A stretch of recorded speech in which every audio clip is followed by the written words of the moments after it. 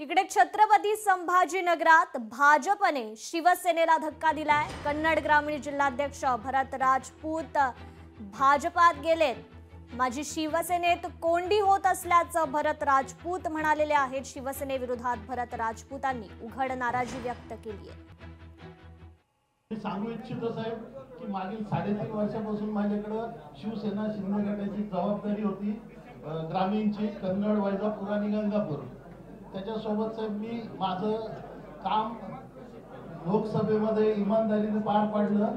कन्नड तालुक्यातून मी इच्छुक असताना सुद्धा आयत्या वेळेवर दुसरा उमेदवार दिला गेला, तरी पण मी बंडखोरी न करता, सगळ्यांनी बंडखोरी केली, मी एकटाच राहिलो होतो साहेब, तरी मी माझं काम इमाने इतबारी केलं।